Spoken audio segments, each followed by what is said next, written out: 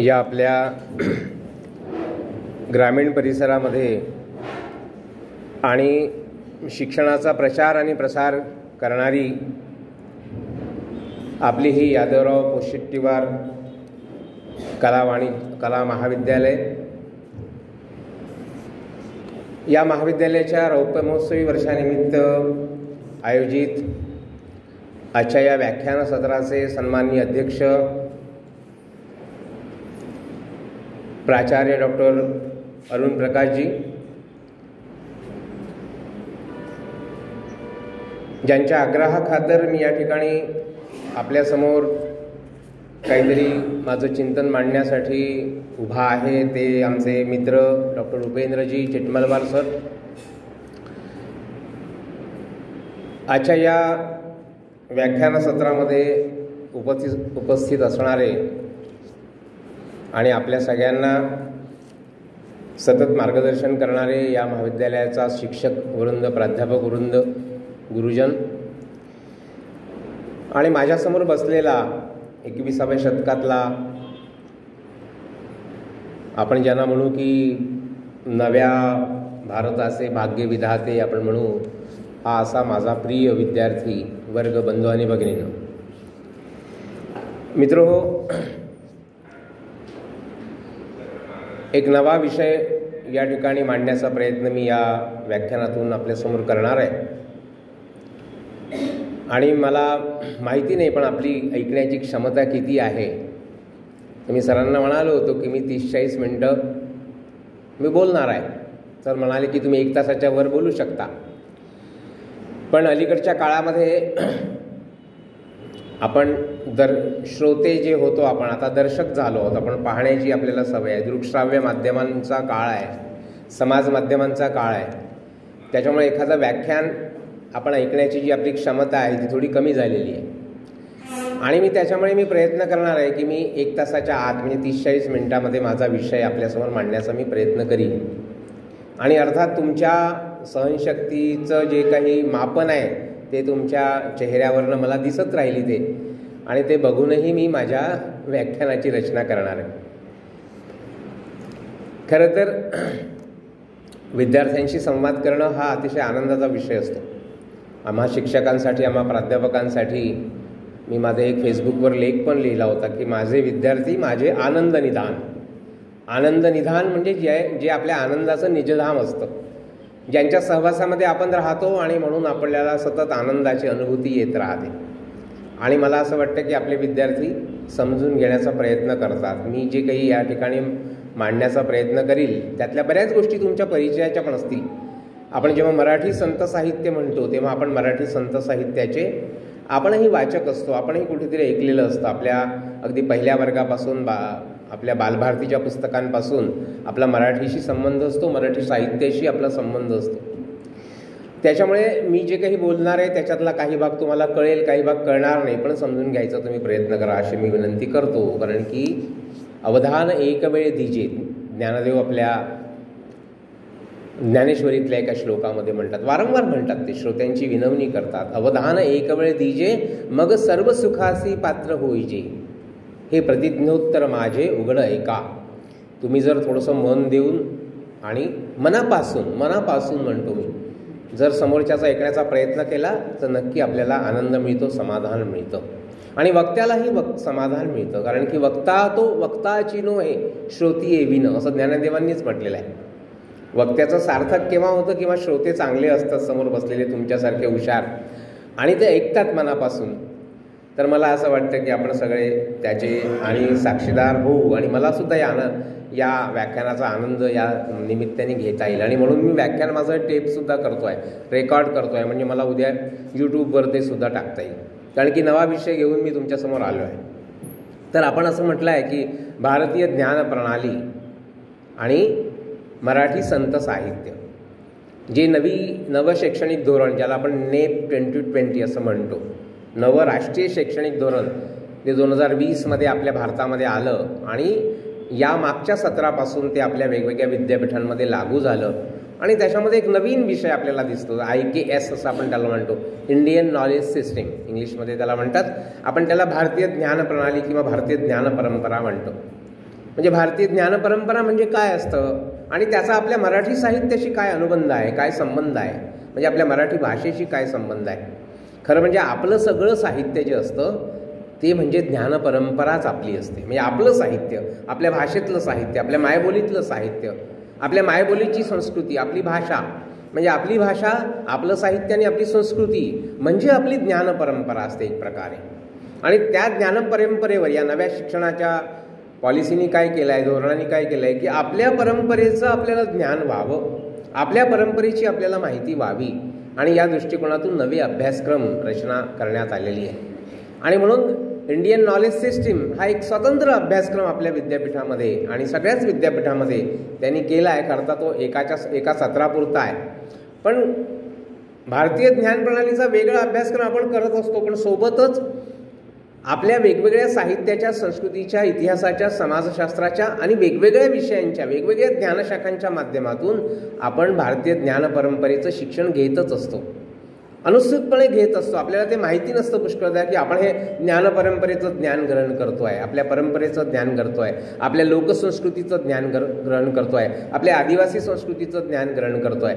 ते आपल्या अवतीभोवती सतत नित्य घडत असतं. आपण सगळे त्याचा भाग असतो. कारण की काय असतं, आपलं असणं हे आपल्या संस्कृतीचा अविभाज्य भाग असतो. म्हटलं जातं की loss of culture is loss of identity.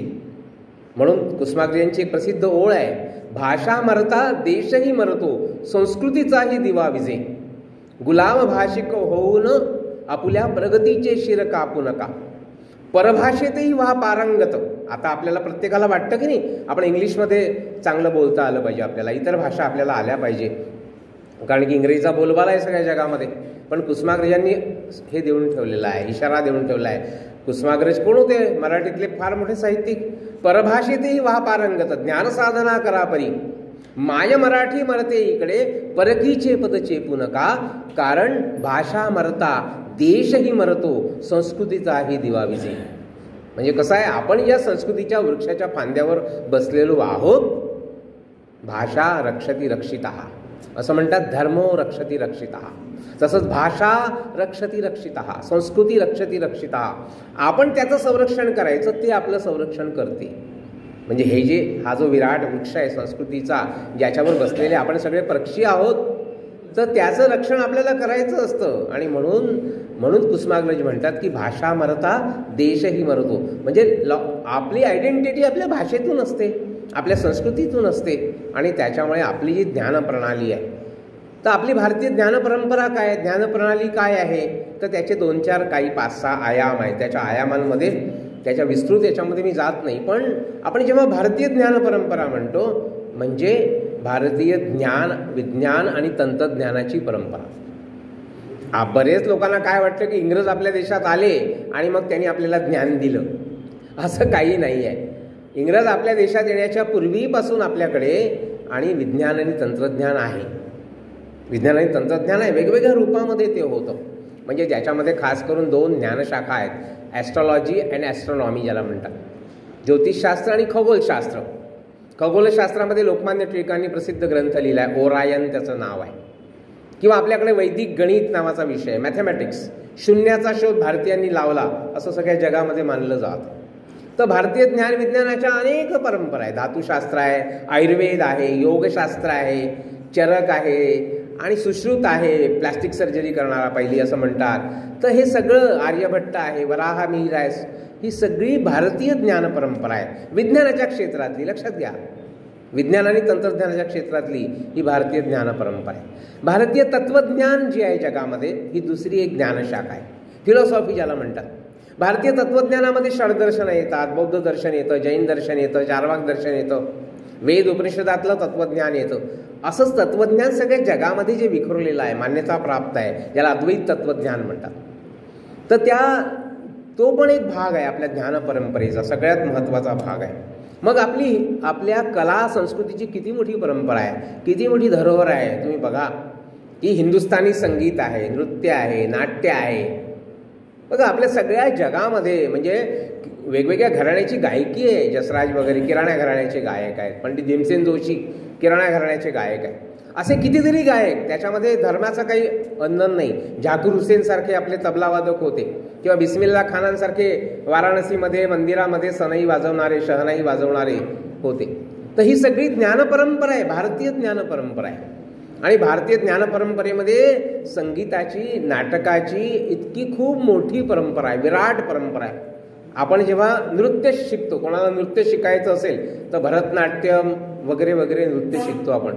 ते सगळं काय आहे, ते काही इंग्रज आल्यानंतर आलेलं नाही आहे देशामध्ये.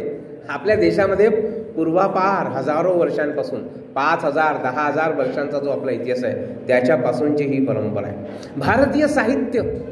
भारतीय साहित्याची परंपरा तर इतकी मोठी आहे, म्हणजे रामायण आणि महाभारतासारखं काव्य जगामध्ये दुसरं नाही. महाभारत हे 1,00,000 श्लोकांचं काव्य आहे. लक्षात घ्या, 1,00,000 श्लोक आहेत महाभारतामध्ये. जगातलं सगळ्यात मोठं महाकाव्य आणि जगामध्ये सगळ्यात पहिल्यांदा निर्माण झालेलं. म्हणजे साहित्याची तर इतकी मोठी परंपरा आहे. म्हणजे साहित्याच्या परंपरेच्या 3 धारा आहेत. एक संस्कृत साहित्याची परंपरा, दुसरी भारतीय भाषातल्या म्हणजे प्राकृत, पाली आणि आपली मराठी, हिंदी, सगळ्या भाषा, अनेक भारतीय भाषा आहेत, त्या भारतीय भाषांच्या साहित्याची परंपरा, आणि त्याच्याशिवाय एक लोकसंस्कृतीची परंपरा, लोकसाहित्याची परंपरा. आपण जर म्हणायचं साने गुरुजींच्या शब्दात म्हणायचं तर गंगा, यमुना आणि सरस्वती यांचा त्रिवेणी संगम अशी एक मोठी परंपरा आपल्या देशामध्ये आपल्याला दिसते. भारतीय इतिहास, भारतीय सामाजिक शास्त्र याची पण एक मोठी परंपरा आहे. असे आयाम आहेत. आणि भारतीय संस्कृती ज्याला आपण म्हणू, संस्कृतीचं महावस्त्र, याच्यामध्ये सण उत्सव, वेगवेगळ्या परंपरा, रीतिरिवाज, जीवनमूल्य असं सगळं संस्कृतीमध्ये येतं. अशी एक मोठी आपली भारतीय ज्ञानप्रणालीची परंपरा आहे. आणि याचा सगळा संबंध आपल्याला दिसतो आपण जेव्हा मराठी संत साहित्य वाचतो. मराठी संत साहित्यामध्ये ज्ञानेश्वरांची ज्ञानेश्वरी असो की ज्ञानेश्वरांचा अमृतानुभव असो, या सगळ्या ग्रंथातून आपल्याला मी जे आधी तुम्हाला आयाम सांगितले की नाही, 5-6 आयाम, त्याचा संबंध आहे. ते सगळं या ग्रंथातून आपल्याला दिसतं. फार तर विज्ञान आणि ज्ञानविज्ञानाची परंपरा नसेल, पण मी तुम्हाला काही उदाहरणं देणार आहे की ज्ञानेश्वरीला काही लोक विज्ञानेश्वरी म्हणतात. प्रवीण थत्ते नावाच्या लेखकांचं एक पुस्तक आहे, प्रपंचाचे ज्ञान तेच विज्ञान, आणि ते पुस्तक केवळ त्यांनी ज्ञानेश्वरीवर लिहिलेलं आहे. आणि त्यांनी असं दाखवून दिलं आहे की ज्ञानेश्वरीमध्ये अनेक वैज्ञानिक संकल्पना, ज्याला आपण निसर्गाधिष्ठित ज्ञान जे असतं, विज्ञान म्हणजे काय, निसर्गाचं विशेष ज्ञान. विज्ञानाची तर तशी वेगळी वेगळी व्याख्या करता येते, पण निसर्ग आणि पर्यावरण जे असतं, आपल्या अवतीभोवतीचं जे वातावरण आहे त्याच्याविषयीचं वैशिष्ट्यपूर्ण ज्ञान म्हणजे विज्ञान. विज्ञानाची व्याख्या माहिती आहे तुम्हाला, ज्ञानेश्वरीमध्ये केली आहे ज्ञानेश्वरांनी, मी तुम्हाला सांगेल पुढे. तर असं ज्ञानविज्ञान आणि ह्या सगळे आयाम आपल्याला संत साहित्यामध्ये दिसतं. इतकं थोर जे मराठी संत साहित्य आहे. म्हणून आम्ही नागपूर विद्यापीठाच्या अभ्यासक्रमामध्ये इंडियन नॉलेज सिस्टीमचा जो विषय ठेवला आहे, त्याच्यामध्ये एक विषय ठेवला आहे विदर्भाची लोकसंस्कृती, आणि दुसरा विषय ठेवला आहे विदर्भाची प्राचीन भाषा साहित्य संस्कृती. बघा, ज्ञानपरंपरा म्हणजे काय, आमची ज्ञानपरंपरा.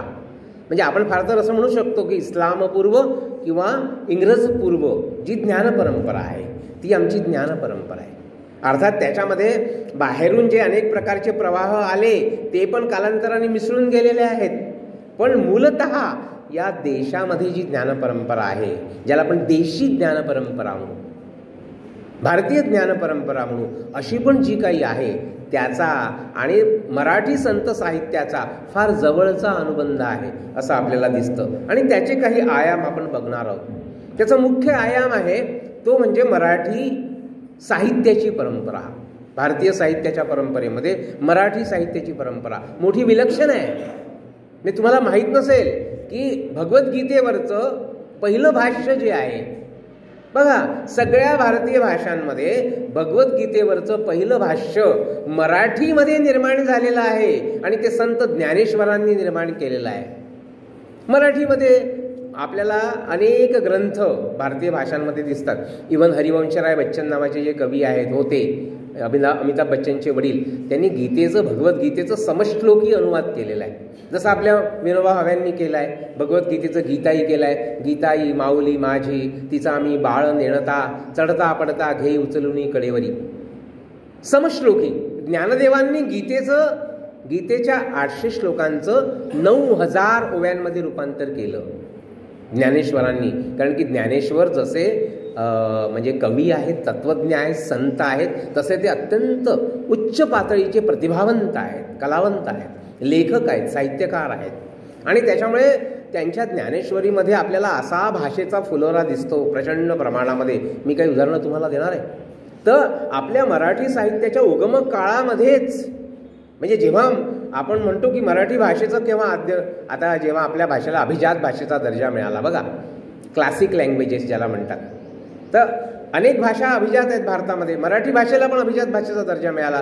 त्याचा मापदंड काय असतो? तर 2000 वर्षापर्यंतची त्या साहित्याची परंपरा आपल्या देशामध्ये अक्षुण्यपणे सतत सातत्यपूर्ण नदीच्या प्रवाहाप्रमाणे आणि आजही जिवंत अशा प्रकारची परंपरा त्या भाषेची असली पाहिजे. तर अशा प्रकारचा 2000 वर्षांचा इतिहास ज्या मराठी भाषेला लाभलेला आहे, त्या मराठी भाषेच्या सुरुवातीच्या काळातलं जे साहित्य आहे ते ज्ञानेश्वरांचं साहित्य आहे. आणि ज्ञानेश्वर, तुकाराम आणि एक मोठी परंपरा, ज्ञानेश्वरकालीन सगळे संत जे आहेत, संत नामदेव आहेत, जनाबाई आहेत आणि स्त्री संत कवयित्री पण त्याच्यामध्ये आहेत. सगळ्या वेगवेगळ्या जातीतले संत आहेत. आपल्याला नरहरी सोनार माहिती आहे, आपल्याला सावतामाळी माहिती आहे, आपल्याला गोरा कुंभार माहिती आहे, आपल्याला चोखामेळ्यांचं संपूर्ण कुटुंब, सोयराबाई वगैरे सगळे माहिती आहे. ते दलित जातीतले संत, उपेक्षितांची अभंगवाणी त्यांनी लिहिलेली, त्याची पण उदाहरणं मी काही घेणार आहेत.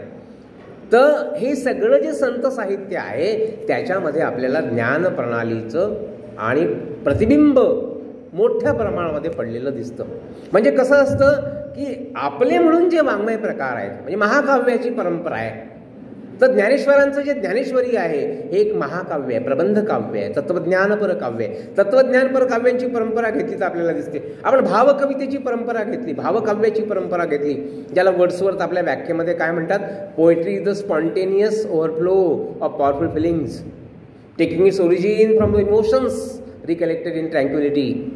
म्हणजे जी व्याख्या वर्ड्सवर्थ करतात, बघा लक्ष द्या, जी व्याख्या वर्ड्सवर्थ करतात की भावनांचा उत्स्फूर्त आविष्कार म्हणजे काव्य.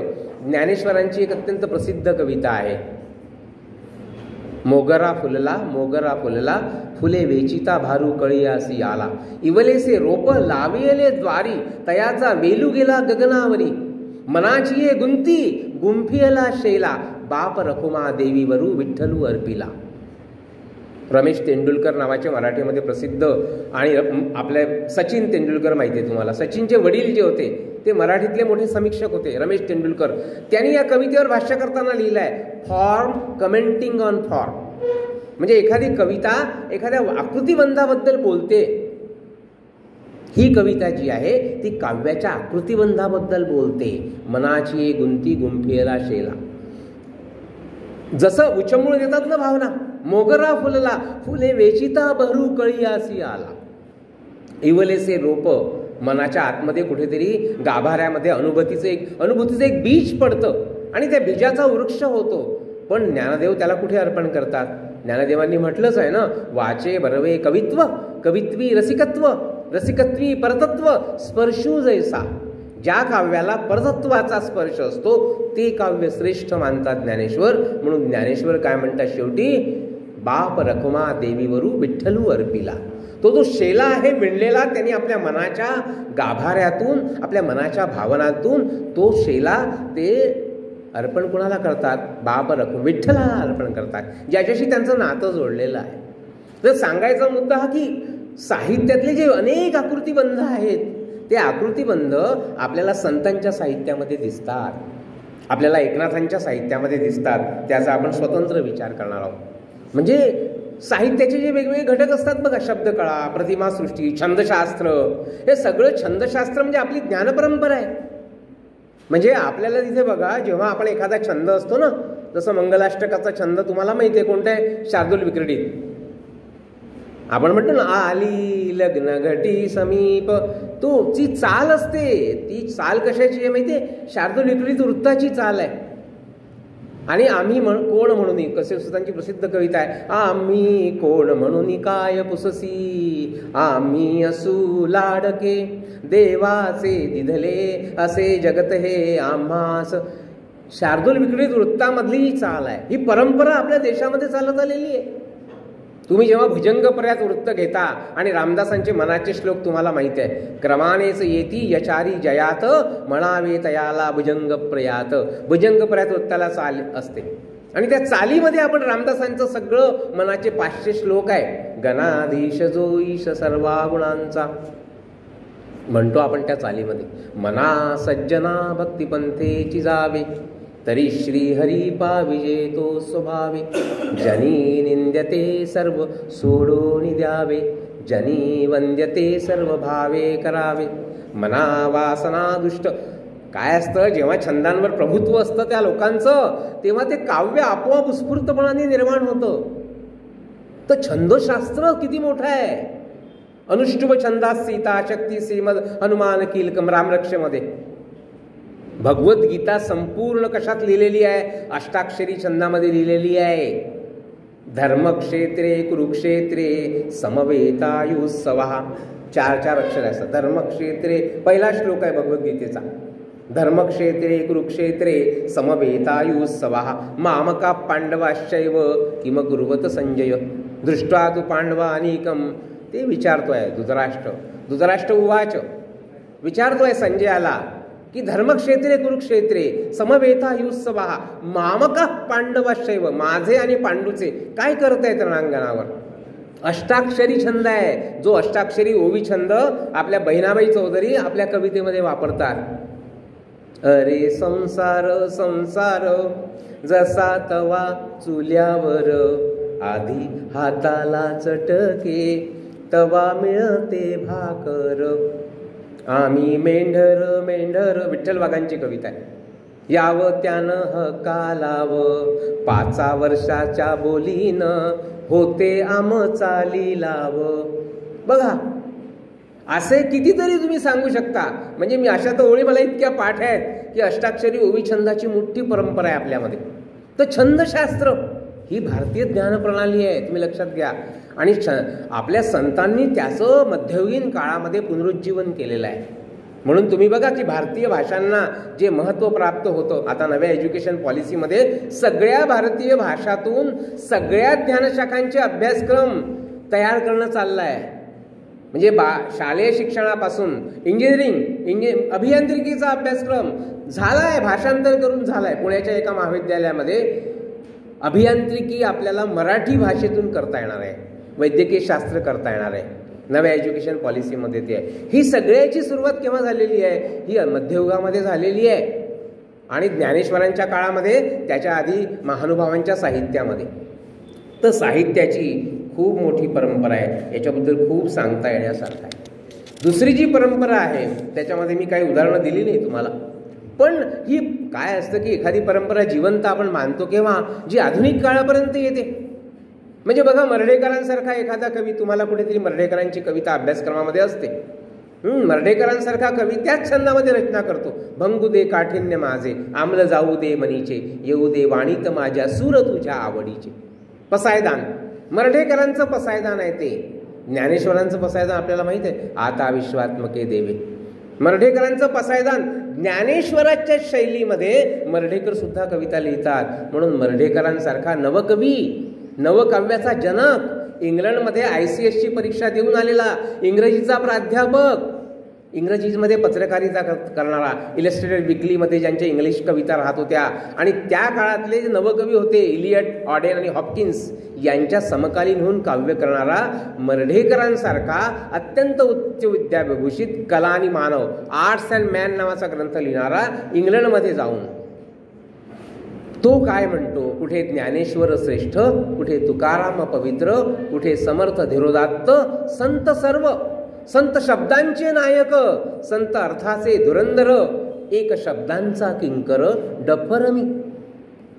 मर्ढेकरांसारखा नवकाव्याचा जनक काय म्हणतो की संत शब्दांचे नायक आहेत आणि मी काय आहे, डफर. डफर म्हणजे असा टाकाऊ, एखादा क्षुद्र छोटीशी गोष्ट असते ना ती. स्वतःकडे कमीपणा घेतात. लक्षात घ्या. जसं तुकाराम महाराज म्हणतात ना ज्ञानेश्वरांबद्दल, ज्ञानियांचा राजा गुरु महाराव म्हणती ज्ञानदेव तुम्हा ऐसे, मज पामरासी काय थोरपण. अगदी तुकारामांचे शब्द मर्ढेकर बोलतात आहे. मज पामरासी काय थोरपण, पायीची वाहन पायी बरी. ज्ञानेश्वरांबद्दल म्हणताना तुकाराम महाराज म्हणतात ज्ञानियांचा राजा गुरु महाराज. ही जी परंपरा आहे आपली संत परंपरा, त्या परंपरेमध्ये अनेक लोकांनी अभंग लिहिले आहेत वेगवेगळ्या प्रकारचे, आणि ती अभंगाची सुद्धा परंपरा आपल्याला आतापर्यंत लाभलेली आपल्याला दिसते. आपल्या संत साहित्याचं जे काही वेगळेपण आहे त्याच्यामध्ये आणखी एक गोष्ट आहे, महत्त्वाची आहे. आत्ता मगाशी सरांनी ताराबाई भवाळकरांच्या भाषणाचा उल्लेख केला. मी दिल्लीला जाऊन आलो. दिल्लीला अखिल भारतीय मराठी साहित्य संमेलन झालं आणि लोकसंस्कृतीच्या अभ्यासक, स्त्रीवादी अभ्यासक डॉक्टर ताराबाई भवाळकर ज्या 90 वर्षांच्या आहेत आणि अत्यंत प्रभावी अशा प्रकारचं भाषण त्यांनी दिल्लीमध्ये केलं त्या तालकटोरा स्टेडियममध्ये. ताराबाई भवाळकरांनी एक अत्यंत महत्त्वाचा मुद्दा त्यांच्या भाषणामध्ये मांडला. तो मुद्दा काय होता तर संत साहित्य आणि लोकसाहित्य यांचा कसा अनुबंध आहे त्यांनी सांगितलं. लोकसाहित्य म्हणजे काय? लोकसाहित्य म्हणजे भारतीय ज्ञान परंपरा, आपल्या देशाची परंपरा. लोकसाहित्य कशाला म्हणतो आपण? ज्याच्यामध्ये अनाम अशा प्रकारचं अपौरुषेय वाङ्मय, जे कोणी लिहिलं आहे ते आपल्याला माहिती नसतं. ती ओवी कोणत्या स्त्रीने लिहिलेली आहे, तो अभंग कोणी लिहिला आहे, ते लोकनाट्य कोणी लिहिलं आहे, जे लोकसंस्कृतीतून निर्माण झालेलं असतं. आणि या लोकसंस्कृतीचे जे वेगवेगळे आकृतिबंध होते त्या आकृतिबंधामध्ये आपल्या संतांनी रचना केल्या, विराण्या लिहिल्या, गवळणी लिहिल्या. किती सुंदर सुंदर गवळण लिहिल्या. नामदेव महाराजांची गवळण आपल्याला माहिती आहे, यमुना जळे काळी हो माय. किंवा ज्ञानेश्वरांची गवळण आपल्याला माहिती आहे, रूप पाहता लोचनी सुख झाले हो साजनी, तुवा विठ्ठल वरवा तुवा माधव बरवा, बहुत सुकृताची जोडी. किंवा दर्पणी पाहता रूप न दिसे हो आपुले, बाप रखुमा देवीवरे मज ऐसे केले, पहिलं तोगे काऊ कोकत आहे, शकून गे माये सांगत आहे. पहिलं तोगे काऊ कोकत आहे, जी गोष्ट आहे ना, कावळा येतो तेव्हा आपण म्हणतो की पाहुणे येणार आहेत, त्या गोष्टीचा लोक. आणि ती गोष्ट कशातली आहे? विश्वनाथ खैरे नावाचे एक अभ्यासक आहे, त्यांनी असा शोध लावला की गुजराती लोकवाङ्मयामध्ये एक कथा आहे, त्या कथेचा अनुबंध ज्ञानेश्वरांच्या या विराणीशी आहे. ही विराणी आहे, पहिलं तो गे काऊ कोकत आहे, शकून गे माये सांगत आहे, उड उड रे पाऊ तुझे सोन्याने मळविन पाहू, उड उड रे काऊ तुझे सोन्याने मळविन पाहू, पाहुणे पंढरी राहो घरापै येते. मला सांग म्हणतात ते. ज्ञानेश्वर तिथे स्त्रीचं रूप घेतात, त्याला आपण विराणी म्हणतो. आणि स्त्रीचं रूप घेऊन ते परमेश्वराशी म्हणजे विठ्ठलाशी एकरूप होण्याचा प्रयत्न करतात. म्हणून ती गवळण काय म्हणते, रूप पाहता लोचनी सुख झाले हो साजनी, किंवा दर्पणी पाहता रूप न दिसे हो आपुले, बाप रखमा देवीवरे मज असे केले. तर हे सगळं जे वाङ्मय आहे याचा लोकसाहित्याची सुद्धा अनुबंध आहे. म्हणजे जे आकृतिबंध ज्ञानेश्वर, तुकाराम, रामदास सगळं संत मंडळ वापरतं आपल्या काव्याच्या अभिव्यक्तीसाठी. भारुडासारखा आकृतिबंध आहे. हे भारुड म्हणजे काय? हे लोकनाट्य आहे, लोकपरंपरेतून आलेलं आहे. म्हणजे ज्ञानेश्वरांनी आणि एकनाथांनी ज्ञानोबा, एकोबा, चोखोबा, तुकोबा ही जी सगळी परंपरा आहे, त्यांनी जे काही आकृतिबंध वापरले साहित्याचे ना, ते त्यांच्यापूर्वी लोकसंस्कृतीमध्ये विद्यमान आहेत. ती आकृतिबंध वापरतात आणि एक वाङ्मयीन अशा प्रकारची मोठी सृष्टी ते निर्माण करतात. आणि त्या वाङ्मयाचा अभ्यास सगळ्या जगातले लोक करतात. आमचे दवे कुलकर्णी म्हणायचे की ज्ञानेश्वर आणि त्यांचं वाङ्मय ही एक स्वतंत्र ज्ञानशाखा आहे, फॅकल्टी आहे, की ज्याचा अभ्यास कितीतरी शेकडो प्रबंध की एकट्या ज्ञानेश्वरांच्या वाङ्मयावर मराठीमध्ये निर्माण झाले आहे. मराठी प्रबंध सूची जर तुम्ही पाहिली तर तुम्हाला दिसेल. तर ही सगळी जी आहे ती ज्ञान परंपरा आहे हे आपल्याला दिसतं. आणि त्याच्यामध्ये त्यांनी अनेक प्रकारचे आकृतिबंध जे आहे त्याच्यामध्ये हे सगळे संत लेखन करतात. ते सगळे आकृतिबंध आजपर्यंत आपल्यामध्ये चालत आलेले आहेत. आजही सगळे कवी, मी तुम्हाला अनेक उदाहरणं देऊ शकतो. म्हणजे तुम्ही एखादं गाणं जर ऐकलं असेल, आरती प्रभूंची एक कविता आहे, ये रे घना नाहू घाल माझ्या मना, बोलावं तो सोसाट्याचा वारा मला रसपाना, ये रे घना नाहू घाल माझ्या मना. ही जी कविता आहे ना, ही कविता आरती प्रभूंना कुठून सुचली आहे तर ज्ञानेश्वरांच्या विराणीवरून सुचली आहे. घनु वाजे गुणगुणा, वारा वाजे ऋण जुना, भवतार कुहा काना, वेगी भेटवा का. कान्हो मन चंदनाची चोळी, माझे सर्व अंग पोळी, कान्हो वनमाळी, वेगी विझवा का.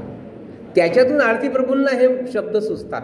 तर हे जेव्हा काय असतं की एखादी परंपरा आधुनिक काळापर्यंत येते तेव्हा आपण म्हणतो.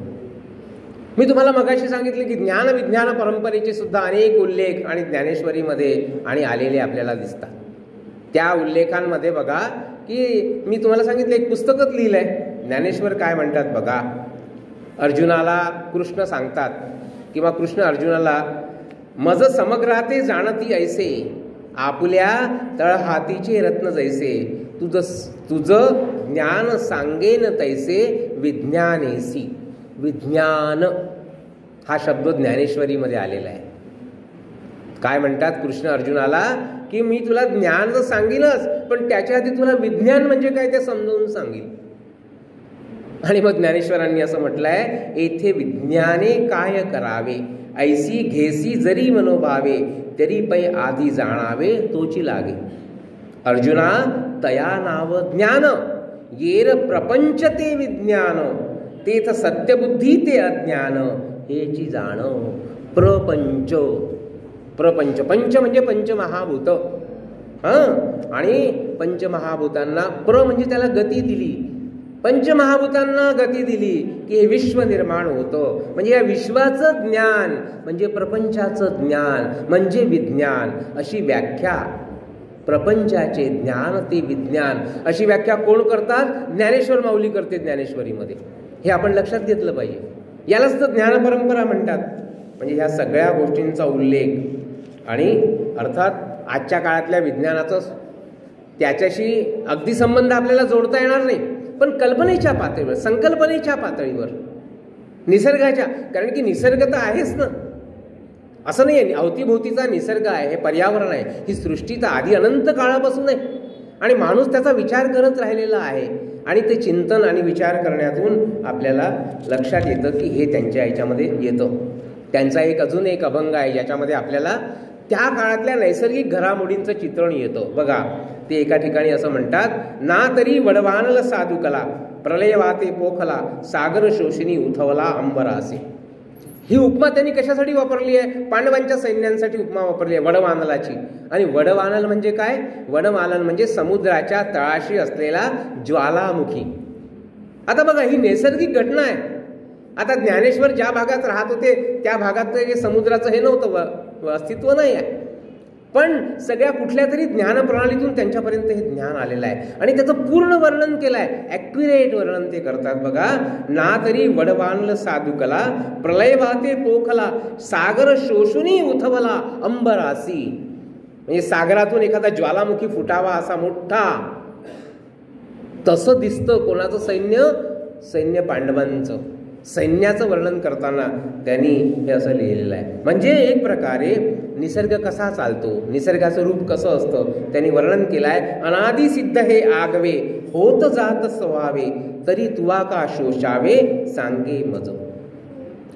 अर्जुनाला समजावून सांगताना कृष्ण म्हणतात की हे जे जग आहे, हे विश्व जे आहे, हे चालत आलेलं आहे अनादि अनंत काळापासून. एका ठिकाणी त्यांनी सूर्याच्या परिभ्रमणाची कल्पना केली आहे ज्ञानदेवांनी. बघा, ते काय म्हणतात, आणि उदो अस्ताचेनी प्रमाणे, जैसे न चलता सूर्याचे चालणे.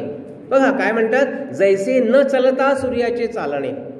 म्हणजे सूर्य दिसतो एका ठिकाणी तरी पण त्याचं परिभ्रमण चालू असतं, सुरू असतं. तैसे निष्कर्मत्व जाणे, कर्मीची असता.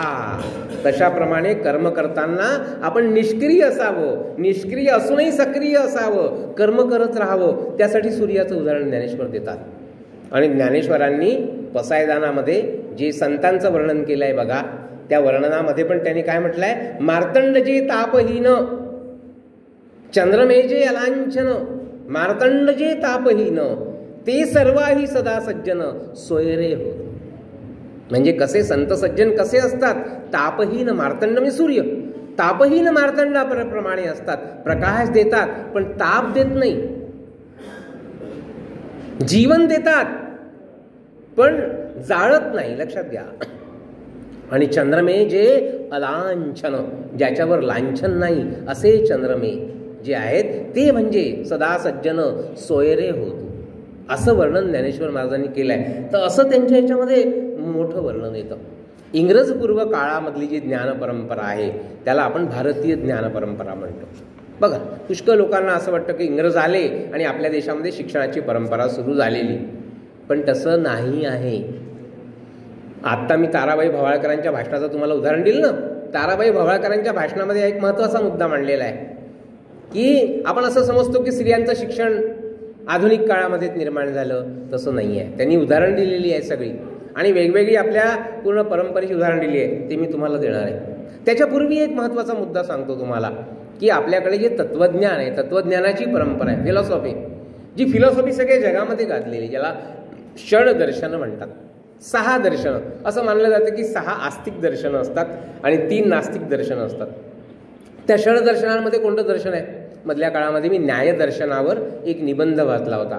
आपण संशोधन शास्त्रामध्ये हायपोथिसिस असतं, गृहीतक ज्याला म्हणतात. त्या संशोधन शास्त्रामध्ये जे हायपोथिसिस असतं, त्या हायपोथिसिसमधल्या सगळ्या संकल्पना न्यायदर्शनामध्ये आपल्याला सापडतात. न्यायदर्शनामध्ये तर न्यायदर्शन, सांख्यदर्शन, वैशेषिक दर्शन, पूर्वमीमांसा, उत्तरमीमांसा आणि योगदर्शन, पतंजलीचं योगदर्शन. प्रत्येक ऋषीने एक एक दर्शन दिलं असं मानलं जातं. शिवाय नास्तिक दर्शनं मानली जातात, चार्वाक दर्शन, बौद्ध दर्शन, जैन दर्शन. ही सगळी दर्शनं म्हणजे तत्त्वज्ञान. दर्शन याचा अर्थ आपल्या भारतीय याच्यामध्ये आपण दर्शनशास्त्र असं म्हणतो, त्याला आपण तत्त्वज्ञान म्हणतो, फिलॉसॉफी ज्याला आधुनिक भाषेमध्ये म्हणतात. याची एक मोठी उत्तुंग परंपरा आपल्या देशामध्ये आहे. अनेक लोकांनी तर या सगळ्या याचा आधुनिक काळातले जे सगळे तत्त्वज्ञ होऊन गेले विदेशामध्ये, त्याच्याशी सुद्धा अनुबंध दाखवून दिला आहे की अनेक संकल्पना ज्या आहेत त्या लोकांनी पूर्वीच कशा काय मांडून ठेवलेल्या आहेत अनेक गोष्टींच्या संदर्भामध्ये. तर ही जी आपली संकल्पना आहे आणि हे सगळ्यांचं प्रतिबिंब मला सांगायचं काय, संत साहित्यामध्ये दिसतं. म्हणून माझ्या हाताखाली आता एक सध्या विद्यार्थिनी ज्या PhD करतायत त्यांचा विषयच आहे की संत साहित्यातील योग दर्शन. त्यांनी 4 संत घेतलेले आहेत, संत एकनाथ, संत तुकाराम, संत ज्ञानेश्वर आणि संत रामदास. आणि योगदर्शन, योग नावाची जी फिलॉसॉफी आहे, योग तर सगळ्या आपल्याला माहिती आहे. आपण प्राणायाम करतो, योग करतो, ओंकार करतो, आपण सगळे जे वेगवेगळ्या प्रकारचे भस्त्रिका करतो आणि सगळे प्राणायाम करतो, अनुलोम विलोम करतो. ते योगाचा जो प्रकार आहे, ज्ञानेश्वरीच्या पहिल्या अध्यायामध्ये ज्ञानेश्वरांनी योगदुर्गाचं रूपक केलेलं आहे. त्याच्यामध्ये योगाच्या सगळ्या क्रियांचं वर्णन ज्ञानेश्वरांनी केलेलं आपल्याला दिसतं. तर योग दर्शनाचा अनुबंध आपल्याला या संतांच्या काव्यामध्ये दिसतो, ज्ञानेश्वरांच्या अमृतानुभवामध्ये दिसतो, आपल्याला एकनाथांच्या भागवतामध्ये दिसतो, आपल्याला रामदासांच्या मनाच्या श्लोकामध्ये आणि दासबोधामध्ये योगशास्त्राचं आणि बाकीच्याही दर्शनांचं वर्णन मोठ्या प्रमाणामध्ये आलेलं आहे. तर या दर्शनांची जी परंपरा आहे मित्रहो, ती परंपरा सुद्धा आपली भारतीय ज्ञान परंपरा आहे. मी तुम्हाला मगाशी सांगितलं की ताराबाई भवाळकरांनी आपल्या याच्यामध्ये एक मुद्दा मांडला होता की 1975 नंतर आपल्या देशामध्ये स्त्रीवाद निर्माण झाला असं मानलं जातं, फेमिनिझम. ताराबाई भवाळकरांनी सांगितलं की फेमिनिझम जो आहे तो आपल्याला जनाबाईंच्या काव्यामध्ये दिसतो.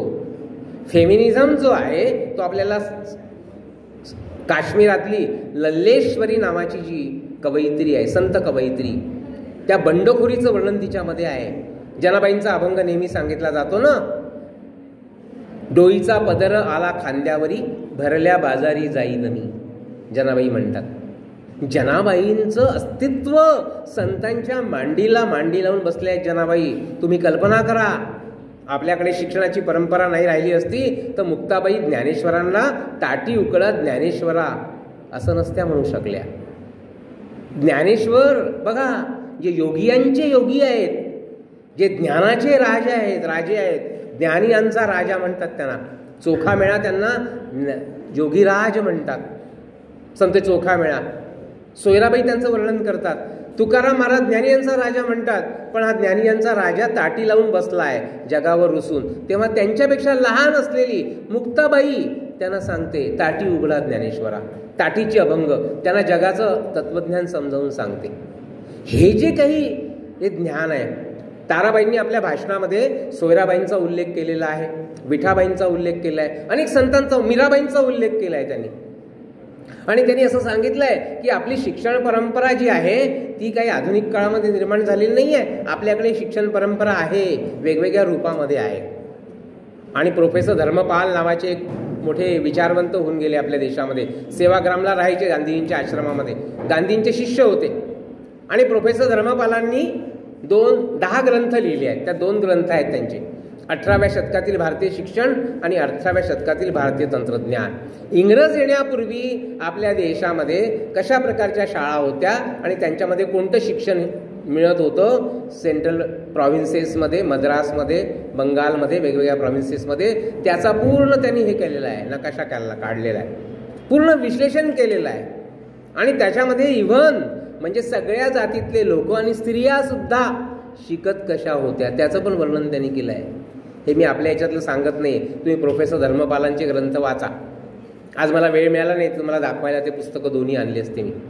तर भारतीय शिक्षण परंपरा जी आहे ती ताराबाई भवाळकर ज्याप्रमाणे म्हणतात की स्त्रीवादाचा उगम काही श्रीमंत बोहापासून 1950 झालेला नाही, तर त्या ह्याच्यापासून झालेला आहे. जसं आपल्याला चोखामेळ्यांच्या काव्यामध्ये दिसतं दलितत्वाची वेदना, आणि ती पण आपल्याला दिसते. चोखोबांच्या 3 अभंगांचे संदर्भ मी सांगणार आहे. अजून मला वाटते 5-10 मिनिटामध्ये मी आपल्याला संपवतो. 40 मिनिटं झालेली आहेत आणि 40 मिनिटापासून तुम्ही माझं बोलणं ऐकताय म्हणजे तुमच्यामध्ये चांगली सहनशक्ती आहे आणि तुम्ही चांगले श्रोते आहेत.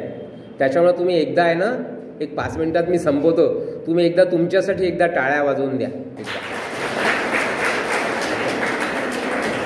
कारण की माझं भाषण काही टाळ्या वाजतील अशा प्रकारचं नाही आहे. आपलं थोडंसं जरा वेगळ्या प्रकारचं हे माहिती सांगणारं भाषण आहे. आणि त्याच्यामुळे चोखोबांचे 2-3 अभंग सांगतो मी. चोखोबांच्या अभंगांमध्ये आपल्याला दलितत्वाची वेदना दिसते त्या काळामध्ये, बघा त्या काळामध्ये. आणि हे पण एक प्रकारे आपल्या ज्ञान परंपरेचं आहे.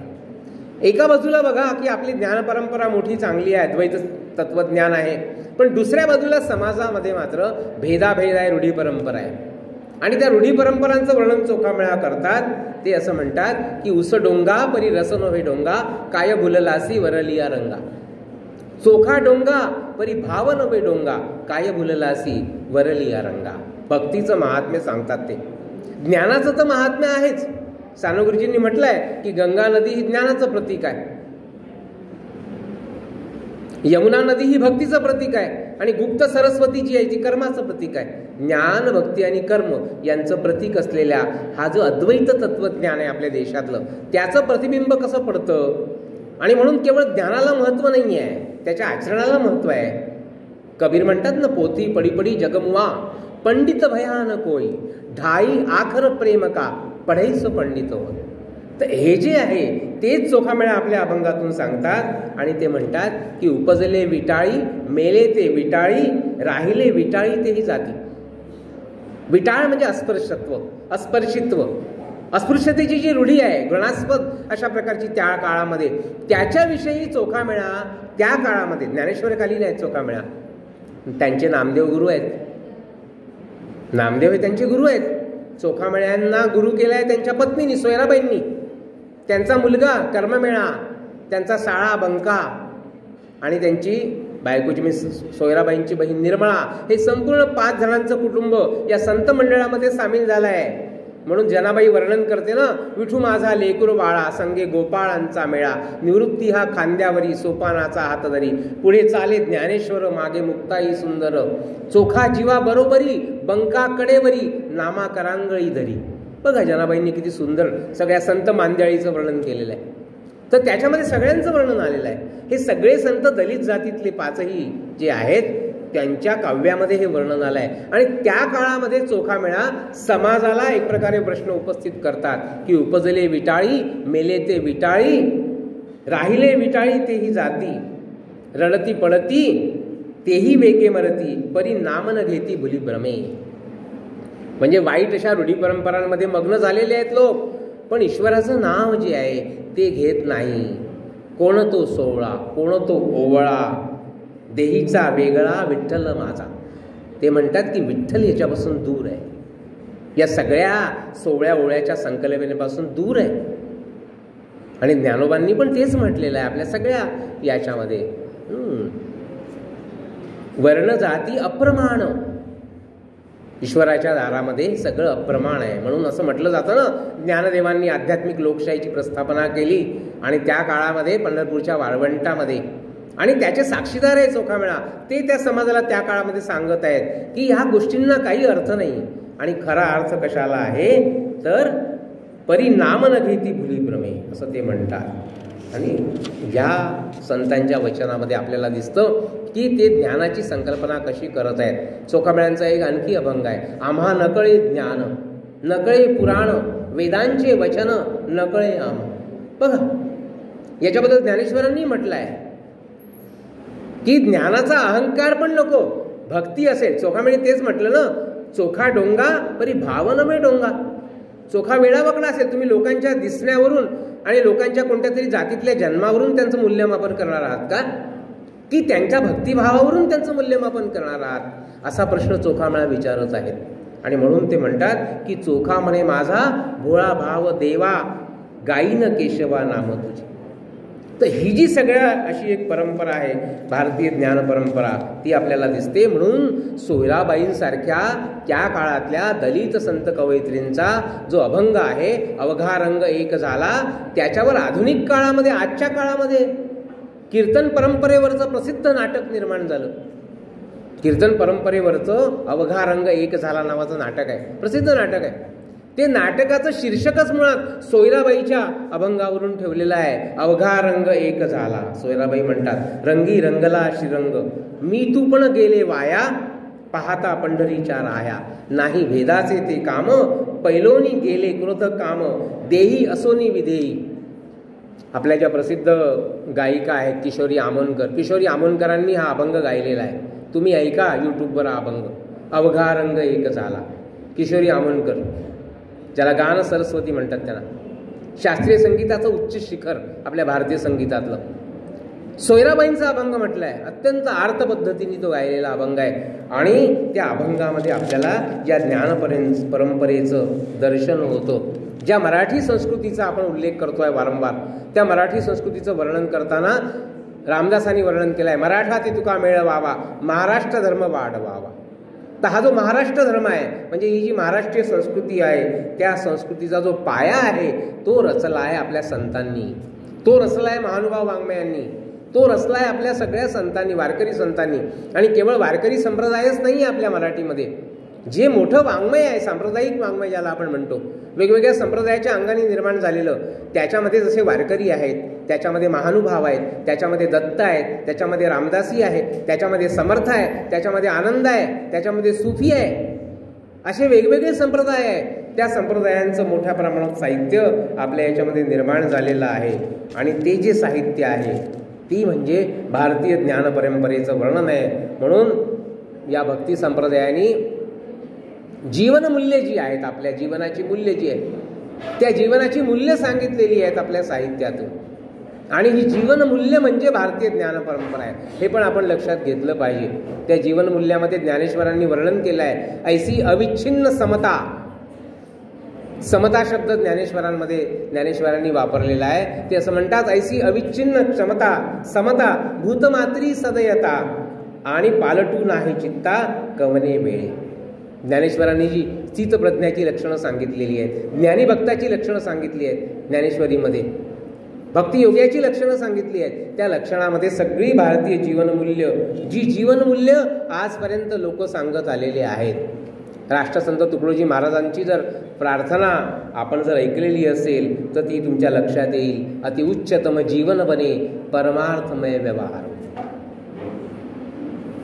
है प्रार्थना गुरुदेव से यह स्वर्ग सम संसार हो, अति उच्चतम जीवन बने परमार्थमय व्यवहार हो, ना हम रहे अपने लिए हमको अभी से गर्ज है, गुरुदेव यह आशीष दो ये सोचने का फर्ज है. छोटे न हो हम बुद्धि से, हो विश्वमय से ईशमय, हो राममय अरुकृष्णमय जगदेवमय जगदीशमय, असं ते म्हणतात.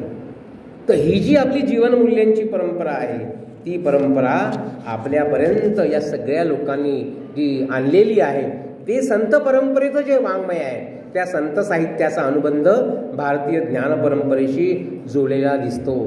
एखादा संस्कृतातला श्लोक जर तुम्ही घेतला ना, तर त्या संस्कृत श्लोकांचे प्रतिध्वनी प्राचीन म्हणजे उपनिषदातल्या ईशावास्यविदं सर्वं यत्किंच जगत्याम जगत तेन त्यक्तेन भुंजिता परोपकाराय पुण्याय पापाय परपीडनम.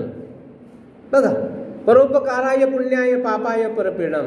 एखादं सुभाषित आहे, अयम निज परोवेती गणना लघुचेतसाम उदारचरितानाम तू वसुधैव कुटुंबकम.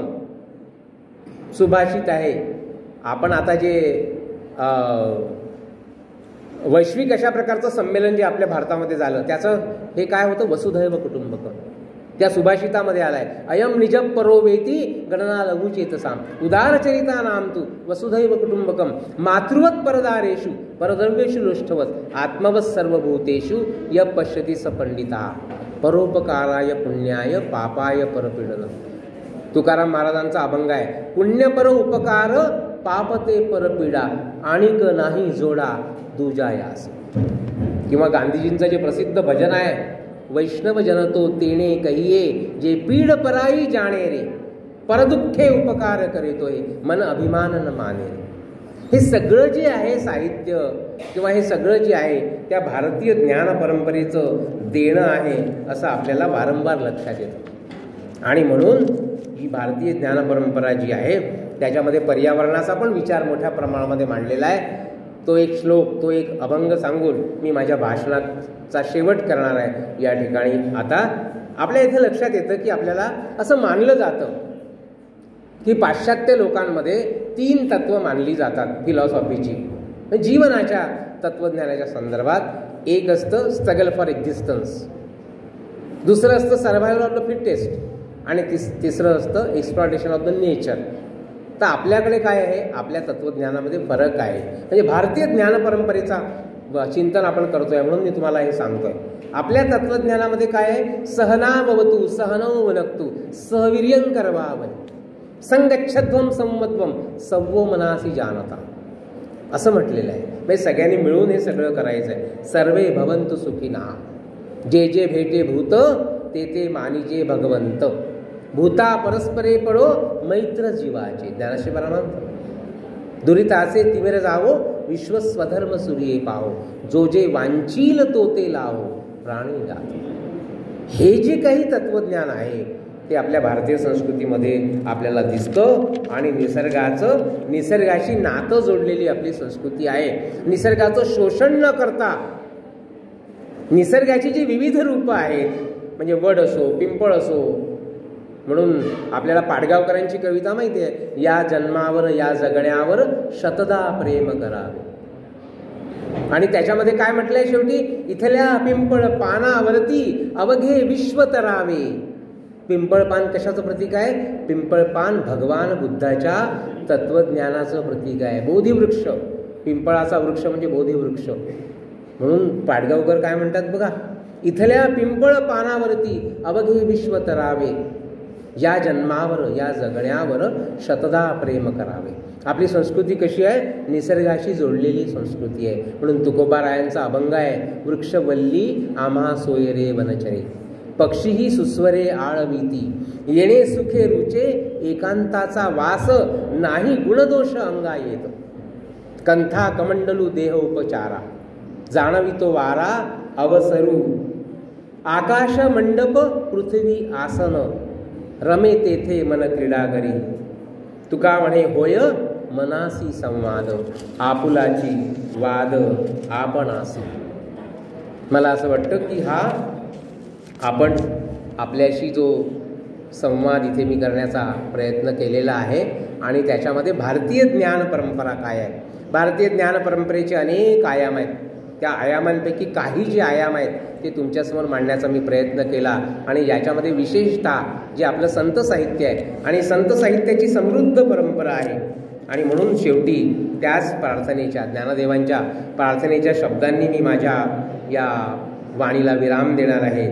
वर्षत सकळ मंगळी ईश्वरनिष्ठांची मांदियाळी अनवरत मंडळी भेटतू होता. ही सकल मंगलाचा वर्षाव करणारी ईश्वरनिष्ठांची जी मांदियाळी आहे, म्हणजे संत सज्जनांची मांदियाळी आहे, ती आपल्या सगळ्यांच्या वाट्याला अनवरतपणे या भूमंडळावर येत राहो आणि आपणही त्या मांदियाळीचे एक भाई होई, त्या पालखीचे, मराठी भाषा साहित्य आणि संस्कृतीच्या त्या पालखीचे आपण भोई बनून या सगळ्या संस्कृतीच्या प्रवाहामध्ये आपल्यातल्या जीवनमूल्यांना सतत साथ घालत राहू आणि त्या पद्धतीने जगण्याचा प्रयत्न करत राहू, अशी या ठिकाणी मी प्रार्थना करतो आणि माझ्या शब्दांना विराम देतो. धन्यवाद.